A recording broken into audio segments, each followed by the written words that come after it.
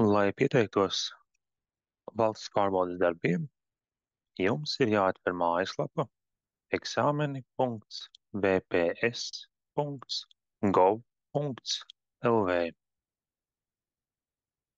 Šajā lapā spiediet pogu Pieslēgties. Un tā kā šoreiz mēs vēlamies pieteikties eksāmeniem, tad spiediet apakšā uz pogas Pieslēgšanās skolotājiem un pieteikšanās eksāmeniem. Lai ieietu sistēmā, izmantojiet kādu no 3 piedāvātajām autentifikācijas metodēm – Latvija LV, MyKub vai E-klase LV. Pirmā lapa, kas atvērsies, būs sadaļa Mani pārbaudījumi. Šajā sadaļā jums parādīs, ka jums nav pieejams neviens aktīvs pārbaudījums. Savukārt, ja jūs pieteiksieties kādam tiešsaistē pildāmam eksāmenam, pirms eksāmena norises, šeit jums parādīsies attiecīgā eksāmena norise. Šobrīd ejam uz sadaļu Mani pieteikumi. Šajā sadaļā jums parādīsies tie eksāmeni, kuriem jūs pieteicāties jau pagājušajā mācību gadā. Tos vai nu jūs esat kārtojuši un nokārtojuši, vai iespējams neesat kārtojuši.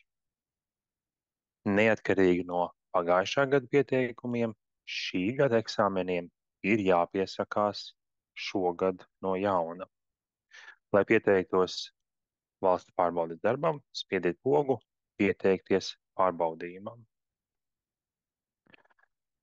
Lai pieteiktos centralizētajam eksāmenam, pie pārbaudījuma veida jāizvēlas centralizētais eksāmens, un no pārbaudījuma saraksta jāizvēlas konkrētais eksāmens, kuram jūs vēlaties pieteikties. Piemēram, eksāmens vēsturē augstākais mācību satura apgūves līmenis 2023. un 2024. mācību gadā.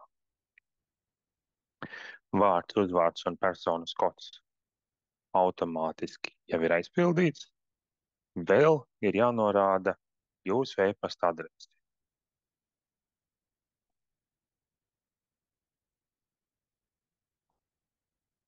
Tālāk aplieciniet, ka esat iepazinies un ievērosiet ministru kabineta noteikumus par centralizēto eksāmenu saturu un norises kārtību.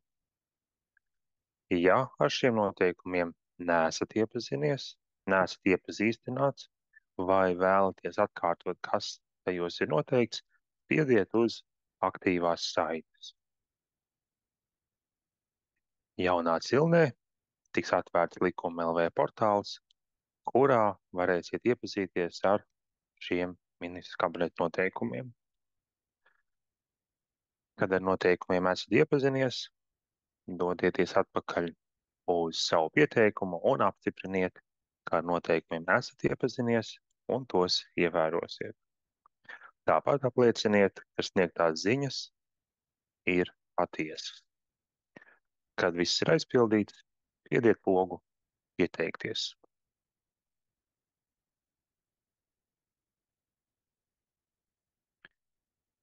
Šajā brīdī saraksts ir papildināts ar jaunu pieteikumu, ar pieteikumu, ko mēs tikko esam veikuši eksāmens vēsturē 23. un 24. mācību gadā.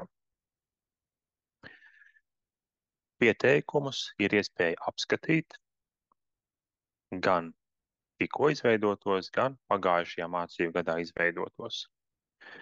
Spiežot apskatīt pieteikumu, jums ir iespēja atcelt pieteikumu, ja eksāmenu tomēr nevēlaties kārtot. Atcelt pieteikumu un pieteikties jaunam eksāmenam var 8 nedēļas pirms konkrētā eksāmena norises. Savukārt pagājušā mācību gada eksāmeniem, atverot apskatīt pieteikumu, iespēja atteikties vai jebkā citādi mainīt pieteikumu nav.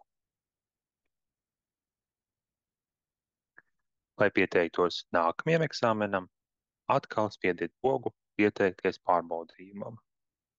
Un šo atkārtojiet līdz brīdim, kad visiem eksāmeniem, kuriem jūs vēlaties pieteikties, jūs esat pieteikušies.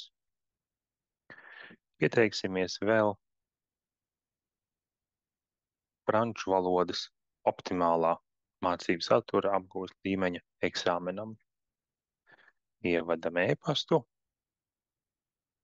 atzīmējam, ka esam iepazinušies ar noteikumiem, apliecinam, ka visas ziņas ir patiesas un iesakamies. Atceries, visiem augstākā līmeņa eksāmeniem ir nepieciešams pievienot piekļuves nosacījumus. Tā piemēram, eksāmens vēsturē augstākais mācību satura apgūves līmenis, piekļuves nosacījumi ir nepieciešama to izpilde. Lai pievienot piekļuves nosacījumu, tev būs jāatver vaļā tavs pieteikums. Spied pogu apskatīt. Lai pievienot piekļuves nosacījumu, jums būs nepieciešams nospiest pogu veikt izpildi. Tas būs iespējams no 2024. gada 1. marta. Eksāmens franču valodā, optimālais mācību satura apgūves līmenis, piekļuves nosacījumus nav nepieciešams izpildīt. Tātad piekļuves nosacījumi būs no 1. marta jāiesniedz tikai augstākā mācību satura apgūves līmeņa eksāmeniem. Kad visiem eksāmeniem esat pieteicies, spiediet pogu beigt darbu.